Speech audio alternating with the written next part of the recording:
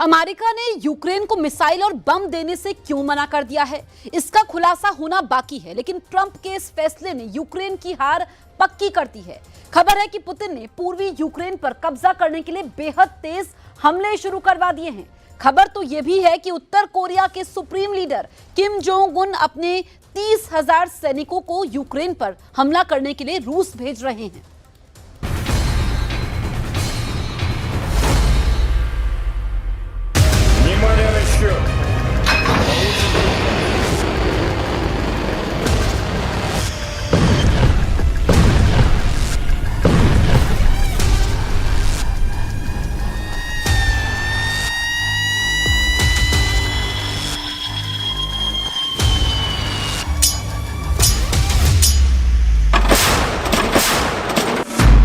Putin Trump का double हमला, बिना मिसाइल लड़ेगा यूक्रेन। पिछले 7 दिन यूक्रेन के लिए बेहद खौफनाक और दर्दनाक साबित हुए हैं। द नेदरलैंड्स के हेग में जिस वक्त ट्रंप और जेलेंस्की के बीच 50 मिनट की मीटिंग हुई, उस वक्त लग रहा था कि यूक्रेन को रूस से जंग जीतने के लिए यूरोप के साथ साथ अमेरिका की तरफ से घातक मिसाइलें मिलती रहेंगी। अनुमान लगाया गया था कि अमेरिका जल्द ही बहुत बड़ी संख्या में पेट्रियट मिसाइलें यूक्रेन को दे सकता है। लेकिन महज 18 घंटे पहले अमेरिका ने यूक्रेन को इतना जबरदस्त धोखा दिया है कि अब जेलेंस्की के यूक्रेन की हार लगभग तय है। अमेरिका की तरफ से खबरें आ रही हैं कि उसने उस सैन्य जहाज को रोक दिया है जिसमें अमेरिका से यूक्रेन बहुत बड़ी संख्या में मिसाइलें जा रही थी। यानी जो मिसाइलें अमेरिका से यूक्रेन जाने वाली थी, उन्हें अमेरिका ने यूक्रेन जाने से रोक दिया है। इस खबर ने जेलेंस्की के होश उड़ा दिए हैं। तो वहीं दूसरी तरफ पुतिन बेहद खुश है। रूस ने यूक्रेन के सूमे में पहले ही 50,000 सैनिकों को घेराबंदी में लगा दिया है। यूक्रेन के पोक्रोव्स्क में 1 लाख सैनिक रूस को जीत दिलाने के लिए एड़ी चोटी का जोर लगा रहे हैं। और इधर अब कुछ खबरों में दावा किया गया है कि उत्तर कोरिया के 30,000 सैनिक रूस की तरफ से यूक्रेन पर हमला करने के लिए आने वाले हैं। यूक्रेन की हार पक्की, अमेरिका नहीं देगा मिसाइल।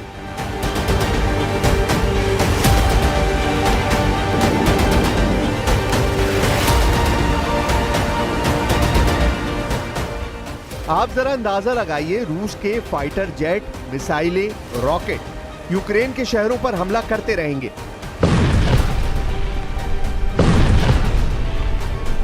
लेकिन यूक्रेन अब मिसाइलों से रूस पर पलटवार नहीं कर पाएगा। आप अंदाजा लगाइए, रूस के आत्मघाती ड्रोन और इस्कंदर M जैसे मिसाइलें यूक्रेन के चीथड़े उड़ाती रहेंगी। लेकिन यूक्रेन के एयर डिफेंस सिस्टम के पास उन्हें रोकने के लिए मिसाइलें नहीं होंगी। यानी 40 महीने बाद अब जंग ऐसे मोड़ पर पहुंच चुकी है जहां यूक्रेन की हार तय है। और इस हार के लिए सीधे सीधे जिम्मेदार होगा अमेरिका, जिसने यूक्रेन की हार तय करवा दी है। खबरों के मुताबिक अमेरिका ने यूक्रेन को दिए जाने वाले खास हथियारों की सप्लाई रोकने का फैसला लिया है। इन हथियारों में एयर डिफेंस सिस्टम, तोप के गोले और हवा में मार करने वाली मिसाइलें शामिल हैं। अमेरिका की ओर से यूक्रेन को जाने वाले हथियारों की आपूर्ति रोकने का कदम ऐसे समय उठाया गया है जब रूस ने यूक्रेनी शहरों पर हमले तेज कर दिए हैं। रूस ने हाल ही में कई बड़े मिसाइल और ड्रोन हमले यूक्रेन पर किए हैं।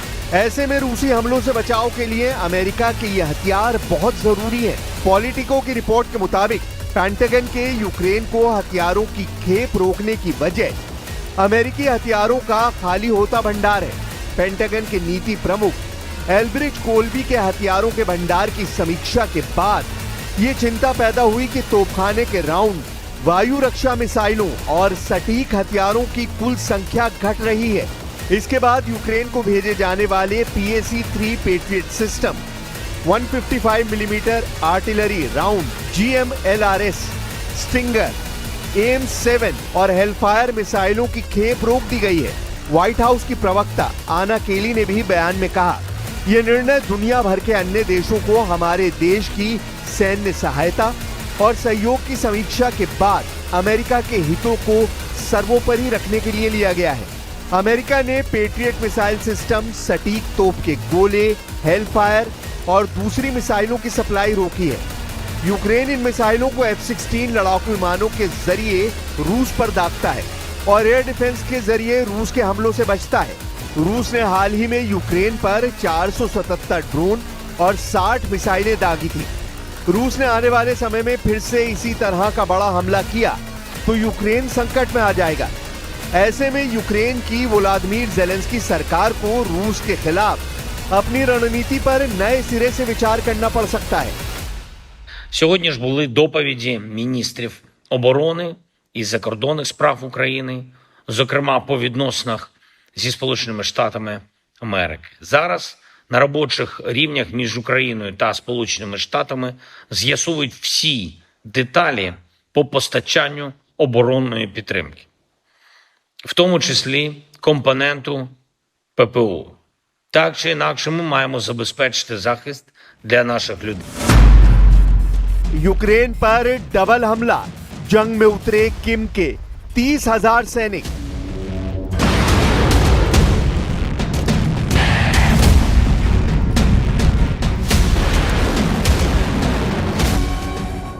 रूस ने पूर्वी यूक्रेन में सेना के 2 शहरों पोक्रोव्स्क और कोस्टियांटिनविका के पास घुसपैठ की है। यहां पर भयंकर हमले किए हैं। रॉयटर्स के मुताबिक रूसी सेना निप्रोपेट्रोव्स्क क्षेत्र की सीमा में घुसपैठ करने के इरादे से लगातार हमले कर रही है। अब तो खबर यह आ रही है कि उत्तर कोरिया 30,000 से ज्यादा सैनिक रूस भेजने जा रहा है जो यूक्रेन पर हमला करेंगे। अगर ऐसा होता है तो यह साबित हो जाएगा कि कुर्स्क में रूस की तरफ से लड़े उत्तर कोरिया के सैनिकों ने अपनी धाक और बहादुरी साबित की है। इसलिए पुतिन उत्तर कोरिया से 30,000 सैनिकों को यूक्रेन पर हमला करने की अनुमति दे रहे हैं। खबरों के मुताबिक यूक्रेन के साथ युद्ध में उलझे रूस को उत्तर कोरिया के तानाशाह किम जोंग उन ने बड़ी मदद भेजने का फैसला लिया है। अमेरिकी मीडिया की रिपोर्ट्स के अनुसार उत्तर कोरिया ने पुतिन की खातिर लड़ने के लिए 30,000 अतिरिक्त सैनिक भेजेगा। अमेरिकी रिपोर्ट्स का ये दावा यूक्रेनी खुफिया दस्तावेजों के हवालों से बताया गया है कि ये सैनिक नवंबर 2025 तक रूस पहुंच सकते हैं। इन्हें रूसी टुकड़ों को मजबूती देने के लिए भेजा जा रहा है, जिनमें बड़े पैमाने पर आक्रामक सैन्य अभियान भी शामिल है। इसके साथ ही सैटेलाइट से हासिल तस्वीरों में रूस की तैयारियों के संकेत मिले हैं। सैटेलाइट तस्वीरों में उत्तर कोरियाई तैनाती के लिए पहले इस्तेमाल किए गए जहाजों को रूसी बंदरगाहों में देखा गया और कार्गो विमानों के उड़ान पैटर्न से पता चला कि सैनिकों को रूस लाने वाले मार्ग सक्रिय थे। उत्तर कोरिया ने पिछले साल 11,000 सैनिकों को रूस की तरफ से लड़ने के लिए भेजा था। रूसी राष्ट्रपति व्लादिमीर पुतिन ने अप्रैल में उनकी मौजूदगी की पुष्टि की थी। ये घटनाक्रम ऐसे समय में सामने आया है जब अमेरिका ने यूक्रेन को वायु रक्षा मिसाइलों की खेप रोकने का फैसला किया है। Of course, we count on continuation of American support, but there are some items which Europe, it's a pity, but which Europe doesn't have for today, especially when we speak about PAC-3. I mean that missiles for Patriot systems. This is crucial. What about our bilateral relation with the United States and this support? So I hope that maybe tomorrow or in close days, these days, I will speak about it with the President Trump. रूस का दुश्मन number 1 कौन? रूस के पास सबसे ज्यादा परमाणु हथियार है। रिपोर्ट्स के मुताबिक 5,500 से ज्यादा परमाणु हथियार रूस के पास मौजूद है, जबकि अमेरिका के पास 5,044 परमाणु हथियार हैं। लेकिन यहाँ सवाल परमाणु हथियारों की संख्या का नहीं है, बल्कि हिम्मत का है, क्योंकि रूस अब यूक्रेन जंग में ऐसे दौर पर पहुंच चुका है जहां उसे यूक्रेनी सेना के साथ साथ नेटो, यूरोपियन यूनियन और अमेरिका साथ मिलकर घेरने में लगे हैं। ऐसी स्थिति में पूरी संभावना है कि अगर रूस को लगा कि उसका वजूद खतरे में है तो वो अपने दुश्मनों पर परमाणु हमला करने में जरा भी नहीं चूकेगा। रूसी जनता यूक्रेन के अलावा 3 देशों को अपना कट्टर दुश्मन मानती है।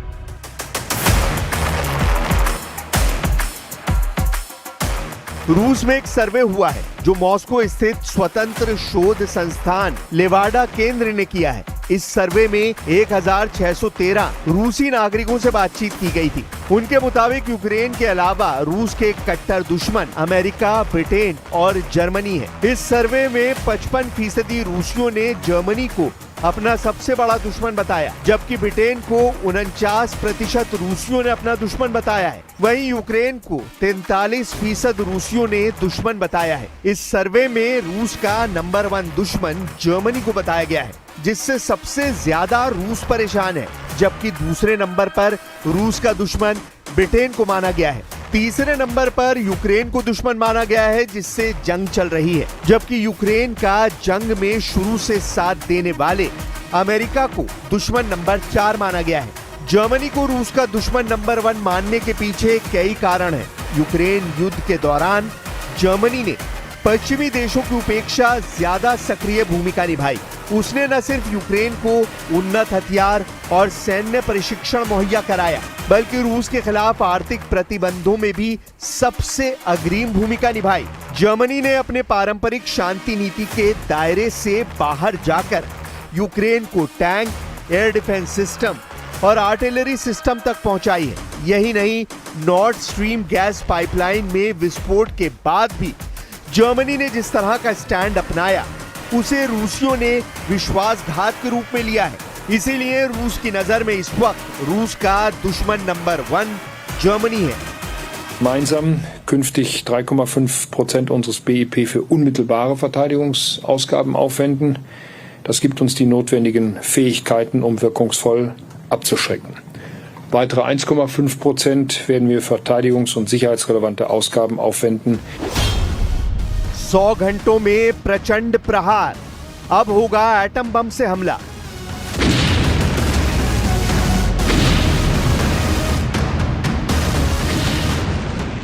राष्ट्रपति पुतिन जैसे सख्त जुनूनी नेता ने यूक्रेन में अब तक 4 प्रांतों पर अपना कंट्रोल कर लिया है, जबकि एक प्रांत पर कंट्रोल करने के करीब है। ताजा जानकारी के मुताबिक इस वक्त रूस की इस्कंदर-M मिसाइलों ने यूक्रेन के चीथड़े उड़ाकर रख दिए हैं, जबकि राष्ट्रपति जेलेंस्की रूस से आखिरी जंग करने के लिए नेटो देशों से आखिरी जोर लगाने की गुहार लगा चुके हैं। हेग में नेटो समिट के दौरान जेलेंस्की और ट्रंप की 50 मिनट की मीटिंग और नेटो के 32 देशों ने जिस तरह से रूस से अगले 10 साल की जंग की तैयारी शुरू कर दी है, उसने रूस को परमाणु युद्ध के लिए मजबूर करना शुरू कर दिया है। रूस के विदेश मंत्री सर्गेई लाव्रोव ने एटम बम से तीसरे विश्व युद्ध को लेकर जो प्रलयकारी चेतावनी दी है, जरा उससे भी जान लीजिए। रूसी विदेश मंत्री सर्गेई लाव्रोव ने नई चेतावनी जारी की है कि परमाणु प्रलय घड़ी आधी रात के करीब आ रही है और तीसरे विश्व युद्ध की आम चर्चा हो रही है। लाव्रोव ने दावा किया है कि रूस ऐसी परमाणु तबाही से बचने के लिए काम कर रहा है और राष्ट्रपति डोनाल्ड ट्रंप की सामान्य बुद्धि की इसलिए प्रशंसा कर रहा है ताकि अमेरिका और नेटो परमाणु तबाही से बच सके। रूस की सरकारी समाचार एजेंसी तास के मुताबिक तुर्कमेनिस्तान के विदेश मंत्रालय के एक भाषण में लाव्रोव ने कहा, वैश्विक सुरक्षा शायद आज सबसे महत्वपूर्ण मुद्दा है, खासकर जब कुख्यात परमाणु प्रलय घड़ी आधी रात की ओर बढ़ रही है। ऐसी स्थिति को रोकना आवश्यक है और हम तबाही को रोकने के प्रयासों में सक्रिय रूप से लगे हुए हैं। यानी विदेश मंत्री सर्गेई लाव्रोव ने रूस के दुश्मनों को साफ संदेश दे दिया है कि अगर रूस को घेरने और दबाने की कोशिश करोगे तो आधी रात में टिक टिक करने वाली परमाणु घड़ी दुनिया में विनाश ला सकती है। Gemeinsam künftig 3,5% unseres BIP für unmittelbare Verteidigungsausgaben aufwenden. Das gibt uns die notwendigen Fähigkeiten, um wirkungsvoll abzuschrecken. Weitere 1,5% werden wir verteidigungs- und sicherheitsrelevante Ausgaben aufwenden. अब ऐसे हालात में अगर अमेरिका यूक्रेन को मिसाइलें और घातक हथियार नहीं देगा तो रूस की जीत पक्की है और यूक्रेन पर रूस पूरी तरह से कब्जा भी कर सकता है।